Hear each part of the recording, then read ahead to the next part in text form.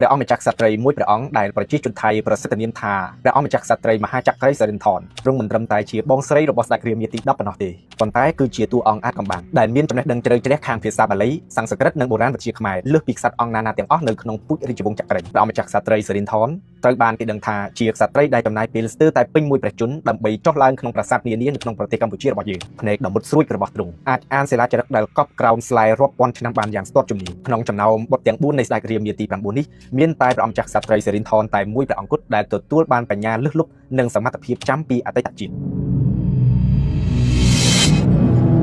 ព្រះអង្គម្ចាស់ក្សត្រីយល់យ៉ាងច្បាស់ថាមូលហេតុដែលព្រះអង្គម្ចាស់ក្សត្រីសម្រេចព្រះតីមិនយកស្វាមីរហូតមកដល់ពេលបច្ចុប្បន្ននេះគឺដើម្បីរក្សាធាតុបរិសុទ្ធសម្រាប់បន្តជីវិតរបស់រាជវង្សចក្ររីព្រះអង្គម្ចាស់ក្សត្រីមាននិស្ស័យយ៉ាងជ្រៅជាមួយនឹងទឹកដីបុរាណរបស់ខ្មែរយើងព្រោះអតីតជាតិរបស់ព្រះអង្គម្ចាស់ក្សត្រីព្រះអង្គម្ចាស់ក្សត្រីឃើញខ្លួនឯងធ្លាប់ជាប់ពាក់ព័ន្ធនឹងព្រះវិញ្ញាណក្ខន្ធបុព្វបុរសរបស់ខ្មែរកាលពីរាប់ពាន់ឆ្នាំមុនបច្ចុប្បន្នទ្រង់នៅលីវហើយរក្សាបាននៅព្រហ្មចារីយ៍យ៉ាងខ្ជាប់ខ្ជួនតាមក្បួនបុរាណមនុស្សដែលរក្សាព្រហ្មចារីយ៍និងមានចំណេះដឹងខ្ពស់គឺជាមនុស្សដែលអាចតាក់ទងជាមួយនឹងព្រះអាទិទេព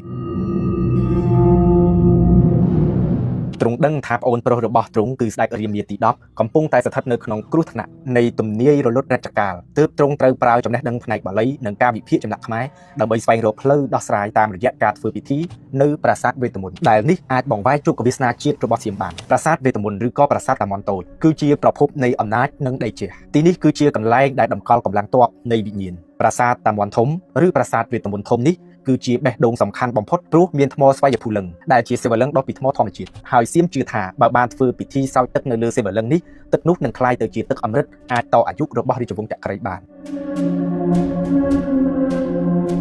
ប្រាសាទសុំសេរីសួស្តីឬប្រាសាទតាក្របីជាអារុក្ខសាលាសម្រាប់សុំសេចក្តីសុខនិងការពារជំងឺតម្កាត់ព្រះអង្គម្ចាស់ក្សត្រីសិរិនធនបានចំណាយពេលស្ទើរតែមួយជីវិតរបស់ព្រះអង្គដើម្បីស្វែងរកត្រីវេទមន្តតាមជួរភ្នំដងរែកត្រីវេទមន្តនេះមិនមែនជាសត្វត្រីទេតែវាគឺជាកូដសម្ងាត់នៃវេទមន្តទាំង3ដែលមានអំណាចចូលមកដល់សម័យបច្ចុប្បន្នព្រះអង្គម្ចាស់ក្សត្រីសិរិនធនឬសម្ដេចព្រះទេពដែលជាអ្នកមានចំណេះដឹងភាសាបាលីនិងបុរាណវិទ្យាខ្មែរយ៉ាងជ្រៅជ្រះទ្រង់យល់យ៉ាងច្បាស់អំពីទំនាយដែលរាជវង្សចក្ររីនឹងត្រូវរលាយនៅត្រឹមរជ្ជកាលរបស់ស្ដេចរាមាទី10កាលដែលទ្រង់ចុះឡើងនៅក្នុងប្រាសាទខ្មែរនិងព្យាយាមបកស្រាយសិលាចារឹកគឺក្នុងចេតនាស្វែងរកវិធីដោះបណ្ដាសាឲ្យប្អូនប្រុសរបស់ទ្រង់រាមាទី10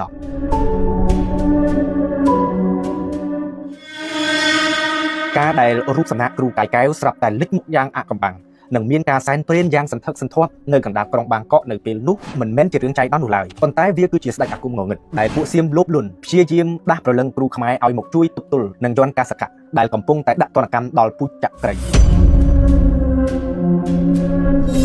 កាលពីសម័យអង្គរដ៏រុងរឿងគ្រូកាយកែវមិនមែនជាបិសាចនោះទេប៉ុន្តែគឺជាឥសីភុជជំនាម្នាក់ដែលសម្រេចវិជ្ជាខ្ពស់បំផុតនៅតំបន់ភ្នំដងរែកលោកគឺជាអ្នកការពារត្រីវេទមន្តនិងជាអ្នកថែរក្សាថ្មដ៏ធម្មជាតិតំណាងឲ្យព្រះសិវៈរូបរាងដែលមានស្លាបនិងចង្កូមនោះគឺជានិមិត្តរូបនៃអំណាចការពារសត្រូវប៉ុន្តែការដែលសៀមចូលមកដីខ្មែរគេបានលួចយកអាកំបាំងនិងរូបសំណាកតូចមួយរបស់លោកចេញពីប្រាសាទវេទមន្តធំក្នុងបំណងយកទៅធ្វើជាទីសកលមុនអាគមដើម្បីការពាររាជបល្ល័ង្ករបស់សៀមដែលសាងឡើងលើឈាមនិងទឹកដីរបស់អ្នកដទៃនៅពេលដែលរជ្ជកាលរាមាទី9ខិតជិតដល់ទីបញ្ចប់ហើយរាមាទី10ត្រៀមឡើងគ្រងរាជ្យភាពភ័យខ្លាចនៃទំនាយរលាយរាជវង្សចក្ររីបានធ្វើឲ្យក្រុមមន្ត្រីនិងមេទ័ពថៃសម្រេចចិត្តធ្វើរឿងដ៏ល្ងង់ខ្លៅនិងបាបកម្មបំផុតបច្ចុប្បន្នស្ដេចរាមាទី10បានឡើងគ្រងរាជ្យប៉ុន្តែរាជបល្ល័ង្កពោពេញទៅដោយភាពក្តៅក្រហាយនិងបញ្ហាផ្ទៃក្នុងមិនចេះចប់មិនចេះហើយការលេចឡើងនៃរូបសំណាកគ្រូកាយកែវនៅកណ្ដាលក្រុងបាងកកគឺជាសញ្ញាចុងក្រោយដែលបង្ហាញថាវិញ្ញាណដែលពួកគេលួចទៅកំពុងតែទាមទាររកយុត្តិធម៌ហើយស្ដេចថៃបានបញ្ជាទ័ពឲ្យឈ្លានពានចូលទឹកដីកម្ពុជានៅតំបន់ប្រាសាទទាំង3នេះមិនមែនគ្រាន់តែដើម្បីយកដីទេប៉ុន្តែដើម្បីគ្រប់គ្រងទីតាំងធ្វើពិធីបួងសួងទេវរាជតើធ្វើពិធីនេះដើម្បីអ្វី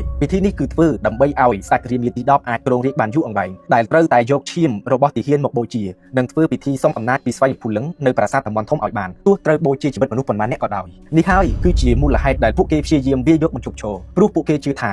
បើគ្មានអំណាចវេទមន្តនៃប្រាសាទខ្មែរទេនោះរាជវង្សចក្ររីនឹងត្រូវរលាយជាកំខានឡើយ